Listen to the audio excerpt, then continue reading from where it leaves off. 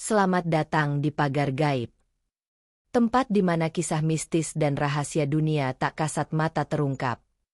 Jangan lupa tekan tombol subscribe, beri like, tulis komentar versimu dan aktifkan lonceng notifikasi agar kamu nggak ketinggalan kisah horor selanjutnya. Karena, di balik dunia nyata, ada yang tak bisa dijelaskan dengan logika. Suatu malam yang lembab dan penuh kabut, Bagus Prasetya menerima sebuah paket lusuh tanpa nama pengirim. Di dalamnya, hanya ada selembar peta tua yang berbau tanah lembab dan secarik surat dengan tulisan tangan yang gemetar. Jika kau membaca ini, berarti aku gagal keluar. Jangan datang. Bagus. Bukit itu bukan untukmu. Tapi jika darah tetap memanggil, ikuti arah utara, hingga kau mencium bau bunga Kamboja di udara malam. Surat itu ditandatangani oleh Paman Suryo, seseorang yang telah dianggap hilang sejak 10 tahun lalu. Rasa penasaran Bagus membuncah. Sebagai mahasiswa pascasarjana arkeologi, ia melihat ini sebagai peluang untuk meneliti legenda lokal yang belum pernah dibukukan. Tanpa pikir panjang, ia menghubungi Yola Siregar, sahabat lamanya yang kini bekerja sebagai jurnalis dokumenter. Aku mau bikin proyek investigasi. Tapi bukan tempat biasa. Ini bisa jadi penemuan sejarah besar. Kau ikut? Tanya Bagus. Yola hanya tertawa sinis. Kalau soal horor dan tempat terkutuk, aku selalu bilang ya. Dan dari sinilah semuanya bermula. Perjalanan menuju desa itu memakan waktu 2 hari. Tak ada nama pasti di peta Google. Mereka hanya mengikuti jejak kabur di peta tua, melewati hutan pinus, sungai keruh, dan jalan setapak yang dipenuhi bisikan angin. Desa itu sunyi. Terlalu sunyi. Warga yang mereka temui hanya menatap dengan wajah kosong, seolah menahan sesuatu. Beberapa bahkan menutup jendela ketika Bagus dan Yola lewat. Ada satu patung kecil di tengah desa, 3 kepala manusia tanpa tubuh, saling membelakangi, dan di bawahnya tertulis, "Jangan bangunkan yang sudah dikubur dengan darah." Merinding. Gus, ini nggak kayak desa biasa. Ini, kayak nunggu sesuatu. Gumam Yola. Mereka akhirnya bertemu dengan Mbah Karim, lelaki tua yang duduk di depan rumahnya sambil membakar dupa. Ia hanya berkata pelan, "Jangan naik ke bukit saat malam. Dan jangan pernah menyeberangi garis merah." Bagus hanya tersenyum. Ia skeptis. Tapi Yola mencatat semua peringatan itu. Bukit itu terlihat jelas dari desa. 3 puncak berdampingan, seperti saudara kandung yang saling membelakangi. Di lerengnya, tampak garis tanah merah membentuk lingkaran aneh. Pantangan pertama, jangan menertawakan suara dari atas bukit. Itu bukan manusia. Pantangan kedua, jangan menantang makhluk di balik kabut. Ia akan menjawab. Pantangan ketiga, jangan melangkah melewati garis merah, kecuali kau siap menukar jiwamu. Itu pesan terakhir dari Mbah Karim malam itu. Tapi Bagus justru berkata, ini pasti mitos lama yang dibuat untuk menakut-nakuti penjajah atau penyusup. Yola mulai gelisah. Tapi ia tetap ikut Bagus menyusuri bukit di siang hari. Saat itulah mereka menemukan bekas altar batu dan beberapa kain putih penuh bercak merah. Malam pertama mereka habiskan di rumah kosong milik almarhum Paman Suryo. Di luar rumah, kabut mulai turun. Angin berhenti. Hening menyelimuti desa. Lalu, tepat pukul 2 dini hari, terdengar jeritan. Bukan jeritan biasa, jeritan perempuan yang melengking panjang, menyayat telinga, lalu hening, lalu terdengar lagi, dari arah bukit, tapi dari 3 arah sekaligus. Yola menutup telinganya. Itu bukan gema. Itu 3 suara yang berbeda. Bagus tetap mencoba logis. Mungkin pantulan suara. Tapi hatinya mulai goyah. Keesokan harinya, Yola menemukan gua kecil di balik semak. Di dalamnya tergantung kain putih besar seperti selendang, penuh bercak darah kering. Tanpa sadar, Yola menyentuhnya. Sejak saat itu, ia berubah. Pandangannya kosong sesekali. Ia bicara sendiri dalam bahasa yang tak dimengerti. Bagus mulai khawatir. Tapi ketika ia memintanya istirahat, Yola hanya berkata, "Aku harus kembali ke sana malam ini. Mereka memanggilku." Mbah Karim akhirnya bercerita. Dahulu kala, 3 saudara bersaudara, Wiratama, Wibisana, dan Wiarta. Mereka jatuh cinta pada wanita yang sama. Perebutan itu berujung pada pembunuhan. Satu dibunuh, satu dikutuk, satu menghilang. Mereka dikubur di bukit, hidup-hidup. Mereka bersumpah akan hidup selamanya, jika darah keturunan mereka kembali ke sini. "Keturunan?" tanya Bagus. Mbah Karim menatapnya lama. "Kau tidak diberi nama prasetya tanpa alasan. Kau bukan hanya peneliti. Nak, kau bagian dari cerita ini." Saat senja turun, Yola tak ditemukan di kamar. Kamera dokumentasi mereka menunjukkan Yola berjalan menuju bukit. Matanya tertutup, langkahnya pelan, seperti kerasukan. Bagus panik. Ia mencoba menyusul tapi tak berani melewati garis merah. Kabut mulai menebal. Suara-suara aneh mulai muncul. Tawa wanita, ratapan anak kecil, dan bisikan yang memanggil namanya berulang kali. Bagus. Bagus, Bagus. Di ambang kegilaan, Bagus menyeberangi garis merah. Langit mendadak berubah kelam. Waktu seakan berhenti. Bukit itu kini punya jalan masuk seperti pintu goa yang menelan cahaya. Di dalamnya, ukiran wajah manusia menghiasi dinding. Salah satu ukiran itu mirip dirinya. Sangat mirip. Ia jatuh terduduk. Lalu suara bergema di seluruh goa. "Selamat datang, darah terakhir."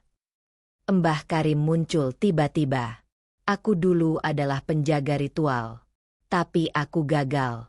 Kutukan tak selesai karena satu darah menghilang. Ayahmu." Bagus tersentak. Ia teringat ayahnya yang meninggal misterius saat ia kecil. "Kini kau di sini. Ritual lengkap. Kutukan akan sempurna." Bayangan-bayangan muncul, menyerupai 3 pria tanpa mata, tanpa suara, membawa kendi berisi darah. Angin di bukit berdarah semakin menggila malam itu.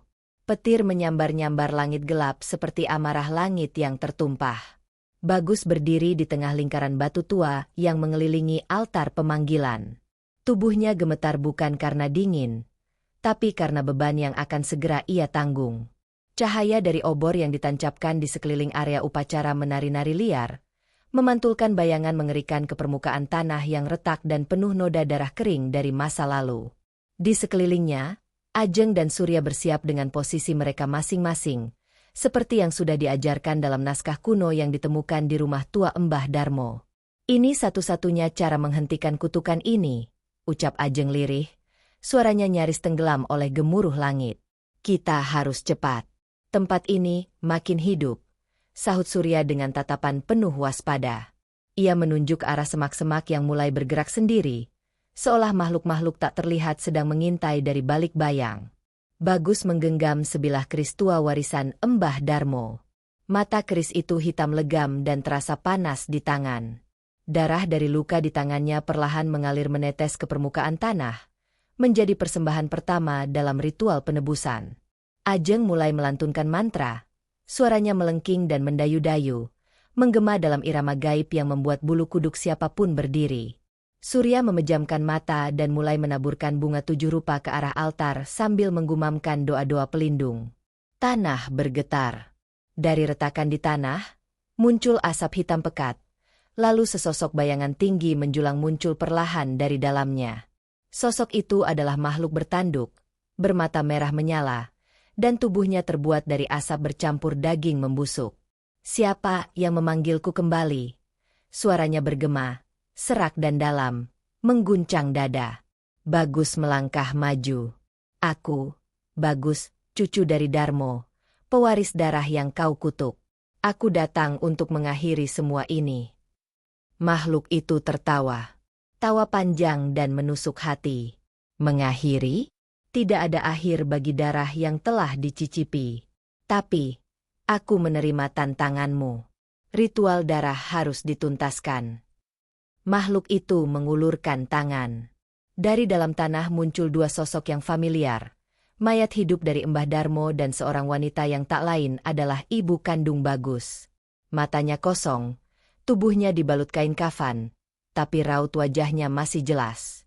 Bagus terpaku. Emosi bercampur aduk antara duka, takut, dan marah. Tapi Surya berteriak, "Jangan berhenti. Lanjutkan mantranya. Ajeng. Jangan biarkan makhluk itu mengalihkan kita."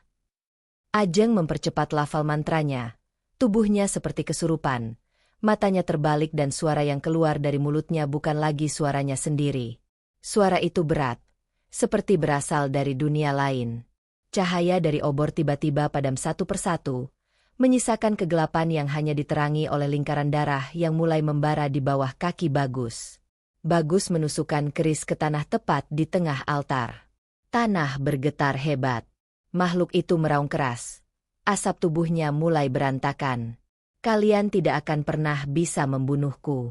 Kalian hanya akan menunda kutukan ini." Raungnya sebelum akhirnya meledak menjadi kabut hitam yang terserap kembali ke dalam tanah. Segalanya hening. Ajeng jatuh pingsan. Tubuhnya lemas tak berdaya. Surya segera menghampiri dan memeriksa nadinya. "Masih hidup, tapi kehabisan energi," katanya lega. Bagus terjatuh ke lututnya. Napasnya memburu, tubuhnya basah oleh keringat dan darah. Tapi sebelum ia bisa bersyukur, tanah di bawahnya kembali retak.